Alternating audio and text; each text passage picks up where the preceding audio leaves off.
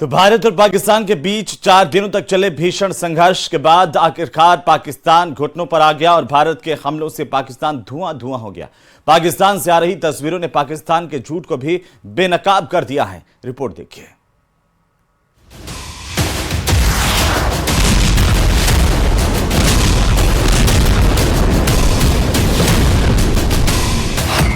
सिर्फ 90 घंटे में निकला पाकिस्तान का दम।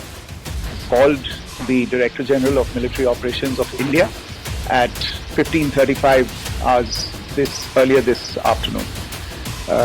It was agreed between them that both sides would stop. Pakistan में दहशत और तबाही का मंजर।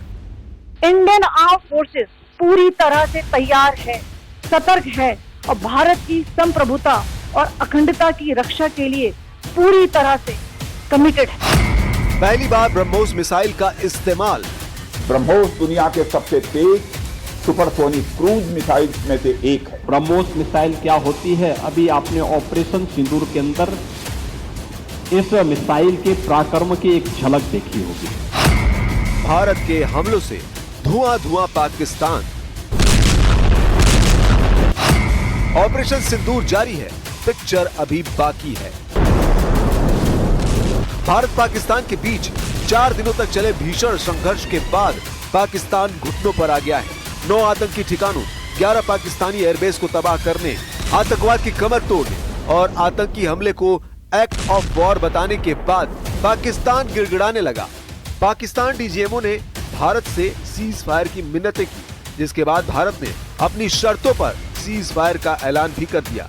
लेकिन पाकिस्तान अपनी कायराना हरकतों से बाज नहीं आ रहा। पाकिस्तान की तरफ से भारत के बॉर्डर इलाकों में गोलीबारी की जा रही है, जिसके बाद भारतीय वायुसेना ने बयान जारी करके बताया है यह ऑपरेशन सिंदूर अभी जारी है। इसकी पूरी जानकारी लोगों को जल्द दी जाएगी। वायुसेना ने लोगों से अपील की है कि वो अफवाहों और भ्रामक सूचनाओं से बचें और गलत जानकारी न फैलाएं। जिन भारत विरोधी और आतंकी संगठनों ने भारत माता के मस्तक पर हमला करके कई परिवारों के सिंदूर मिटाए थे, उन्हें भारतीय सेना ने ऑपरेशन सिंदूर के माध्यम से इंसाफ दिलाने का काम किया है।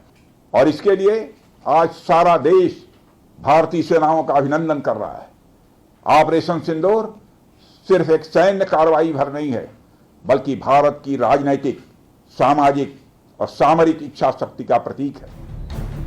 ऑपरेशन सिंदूर से भारत ने पाकिस्तान को ऐसा सबक सिखाया है जिसे वो हमेशा याद रखेगा। भारत ने अपने एयर डिफेंस सिस्टम की मदद से साबित कर दिखाया है कि वो पाकिस्तान के हर हमले को विफल कर सकता है। खबर यह भी है कि भारत ने पाकिस्तान को अपने ब्रह्मोस मिसाइल का भी दम दिखाया है, जिसमें पाकिस्तान के 11 एयरबेस तबाह हो गए। हालांकि भारतीय सेना ने अभी इस बारे में कोई पुष्टि नहीं की है, लेकिन सूत्रों के मुताबिक भारत पाकिस्तान युद्ध में ब्रह्मोस मिसाइल का इस्तेमाल किया गया। ऐसा इसलिए किया गया क्योंकि लंबी दूरी पर टारगेट करना था। इसके लिए सुखोई लड़ाकू विमान का इस्तेमाल किया गया। BrahMos is a supersonic missile. It cannot be intercepted by the air defense system of Pakistan and to the extent by China. BrahMos दुनिया की सबसे तेज सुपरसोनिक क्रूज मिसाइल्स में से एक है। पलक झपकते ही 300 किलोमीटर तक का टारगेट हिट करने वाली ब्रह्मोस के जमीन, समंदर और हवा में मार करने वाले वर्जन भी भारत के तरकश में मौजूद हैं। और पाकिस्तान का आरोप है कि भारत ने ऑपरेशन सिंदूर में इस मिसाइल का इस्तेमाल किया, जिसकी वजह से उसका एयर डिफेंस सिस्टम फेल हो गया। आज लखनऊ में ब्रह्मोस यूनिट के शुभारंभ के दौरान रक्षा मंत्री राजनाथ सिंह ने कहा कि ब्रह्मोस अपने आप में एक मैसेज है। ब्रह्मोस दुनिया के सबसे तेज सुपरसोनिक क्रूज मिसाइल में से एक है। ब्रह्मोस सिर्फ एक हथियार नहीं है, बल्कि यह अपने आप में एक मैसेज है। मैसेज हमारी आर्म्ड फोर्सेस के स्ट्रेंथ का है। मैसेज दुश्मन के प्रति हमारी डेटरेंस का है, प्रतिरोधक क्षमता का है। मैसेज हमारी बॉर्डर्स की सेफ गार्डिंग के हमारी प्रतिबद्धता का। ब्रह्मोस मिसाइल क्या होती है, अभी आपने ऑपरेशन सिंदूर के अंदर इस मिसाइल के पराक्रम की एक झलक देखी होगी, और नहीं देखी होगी तो कम से कम पाकिस्तान वालों से पूछ लेना चाहिए कि ब्रह्मोस मिसाइल की ताकत क्या है। एक तरफ भारत के एयर डिफेंस सिस्टम पाकिस्तान के सभी अटैक को नाकाम करने में कामयाब रहे, तो वहीं दूसरी तरफ पाकिस्तान के रडार न तो भारतीय मिसाइलों को ट्रैक कर पाए और न ही उसका एयर डिफेंस सिस्टम किसी को नाकाम कर पाया। नतीजा सबके सामने है। भारत की मिसाइलों ने पाकिस्तान के आर्मी ठिकानों को न सिर्फ चुन चुन कर हिट किया, बल्कि तबाह और बर्बाद कर दिया। भारतीय सशस्त्र बल पूर्ण परिचालन तत्परता की स्थिति में है। अभी तक सभी शत्रुतापूर्ण कार्रवाइयों का प्रभावी ढंग से सामना कर उपयुक्त जवाब दिया गया है। एक ही रात में भारत की मिसाइलों ने पाकिस्तान के पूरे सिस्टम को तहस नहस कर दिया। भारत के हमले में पाकिस्तान का रफीकी एयरबेस तबाह हो गया, मुरीद एयरबेस बर्बाद हो गया, चकलाला एयरबेस जमींदोज हो गया और रहीम यार खान एयरबेस मिट्टी में मिल गया। शाहबाज एयरबेस दहला। यही नहीं, इस हमले में पाकिस्तान का सुरूर सैन्य ठिकाना बर्बाद हो गया, चुनिया सैन्य ठिकाना तबाह हो गया, साथ ही पसरू का रडार सिस्टम और सियालकोट का एविएशन बेस भी ध्वस्त हो गया।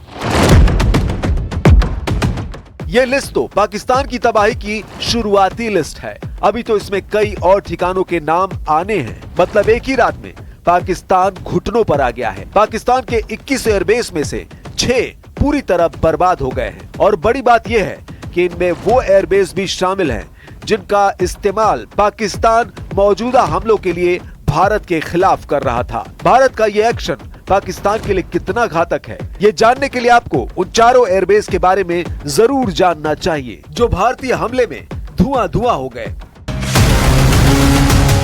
नंबर 1, रावलपिंडी का चकलाला एयरबेस।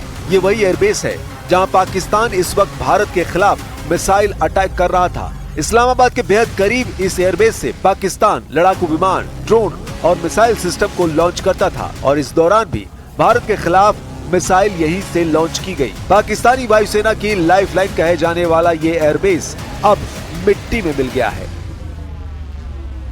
नंबर 2, पाकिस्तान के शोरकोट का रफीकी एयरबेस।